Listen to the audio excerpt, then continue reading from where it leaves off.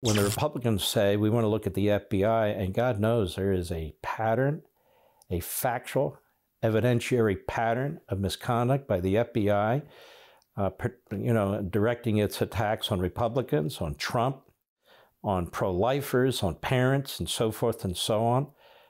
The idea that you shouldn't look into that is so outrageous. If Congress doesn't look into that, then Congress might as well pack it up and leave. Byron Donalds was a little-known freshman a little while back from Naples, in that area in Florida, that got very, very badly damaged, Fort Myers and so forth, from that first hurricane that hit Florida. And I saw him at a press conference early in his career, and these guys will vouch for it, and I said, this man is impressive. So I brought him on radio, and I brought him on Life, Liberty, and Levin. And he's very impressive, as you know. And he was in the middle of the debates, such as they were last week.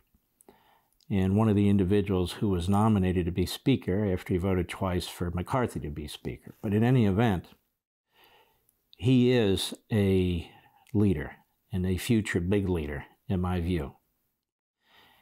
And for some reason, he went on MSNBC, this Reid program, and she is about race and racism all the time. And I don't mean fighting racism. I mean, in my heart, she's a racist, I can tell. She just never stops. And so it's not a very widely seen program, but I guess Byron decided that he would engage her. I don't mind engaging people who disagree with us, but I don't think engaging bomb throwers on the left is going to do a hell of a lot. But anyway, I want you to watch this. This is Byron Donalds with Reid. I guess it was yesterday or the other day. Let me put it that way. Go. One of the unexpected features of the 4-day 15-ballot fight over the House Speaker's gavel was when Texas Congressman Chip Roy nominated second-term Florida Republican Congressman Byron Donalds for Speaker. Donalds got the votes of all 20 holdouts on 3 of the 15 ballots, and his nomination sparked a lot of conversation, to say the least. And joining me now is Congressman Byron Donalds. Welcome to the show. Hey, how you doing? Good. Thanks for coming down, basically across the street, because we're like really close to the Capitol. Right. So I want to start by just talking about, in the previous segment with Congressman Swalwell, we were just talking about the changes that are happening in the House under this new leadership. 3 people, including Congressman Swalwell, Ilhan Omar, and Adam Schiff, are being taken off their committees. Those who are being added, Congressman Santos is the one who made up his whole resume, allegedly, in New York. Now, this is an irony, because she put some very awful and hateful and horrible things on her social media site.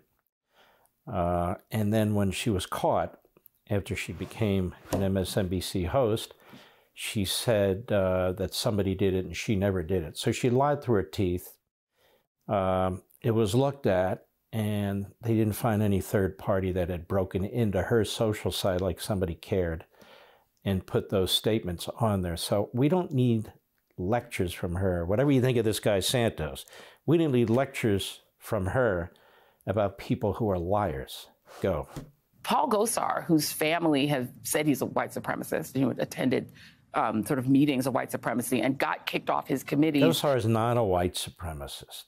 And boy, they throw that phrase around like it's the word "the." It's just awful. Go ahead. Because he tweeted out an anime of depicting him killing AOC, Congresswoman Alexandria Ocasio-Cortez, and Marjorie Greene. They're getting back on committees.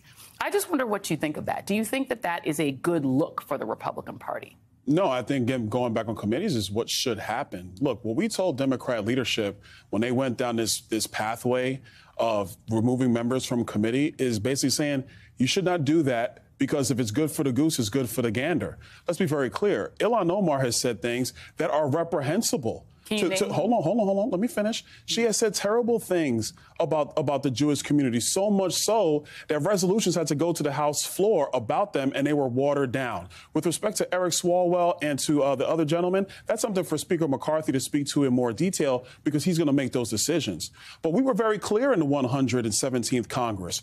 We should not be going down this pathway of saying, oh, that member said this, they got to be kicked off of committees. But that that's is happening. No. What we're doing is, so you did it. So now this is what happens. This is the response. Let's get back to the status quo of you pick your committee people, we'll pick ours, and we'll go from there. Well, let me ask you this, because that isn't, you're not getting back to that status quo. If you're kicking people off committees and you're saying it's literally for vengeance, you're now admitting it's just for revenge.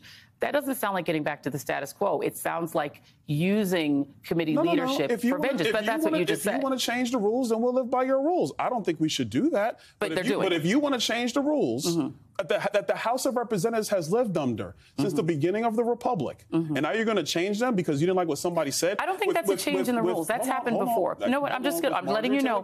People have been removed from. She was elected. But people have been removed from committees. I will say, though, that people being on and off committees has nothing to do with the work of the 118th Congress.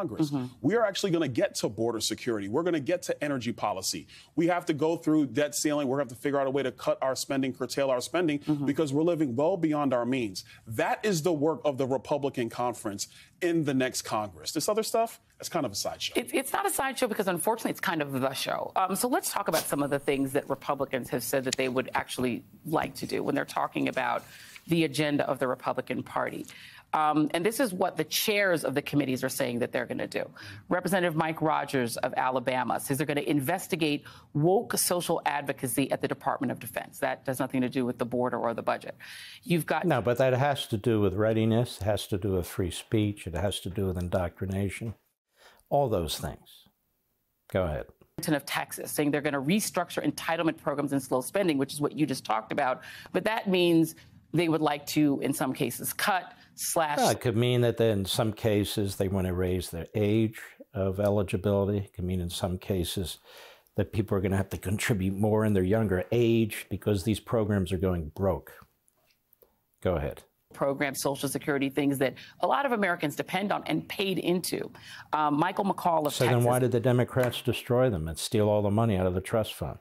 Go ahead. Investigate the withdrawal from Afghanistan. I think that seems fair. Calling on Mayorkas to resign. That is what Mark Green of the Homeland Security said is his priority.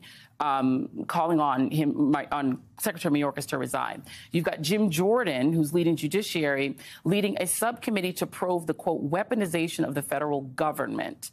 You've also got those who want to investigate President Biden. But this one about weaponization of the federal government, that is about the FBI having a court-sanctioned raid. You know, I remember, I'm old enough to remember the days when the Democrats and the left were very concerned about civil liberties. I remember those days. We talk about the Church Committee. Well, who was Church? His name was Frank Church. He was a leftist, amazingly elected from Idaho. And he chaired the Church Committee to investigate the activities of the Central Intelligence Agency and other intelligence operations. And they came up with this Church Committee and this Church report. And that's what they're talking about, church, church, church. He was a left-wing Democrat. But a lot of people agreed with the idea that these things should be investigated to see if there were really any violations of federal law, and they found some. And so when the Republicans say we want to look at the FBI, and God knows there is a pattern, a factual, evidentiary pattern of misconduct by the FBI, directing its attacks on Republicans, on Trump, on pro-lifers, on parents, and so forth and so on.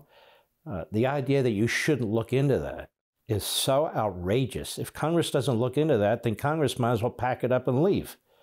Go ahead. Former President Donald Trump's home because he had lots and lots of classified documents, hundreds of classified documents that he was not entitled to. And when he was asked to return them, he didn't. And also, it seems possible that it might be about going after the Justice Department for investigating the insurrection that Jim Jordan supported. Well, a couple of things. First and foremost, let's speak to the Weaponization Committee of the federal government. We see what's happening at Twitter.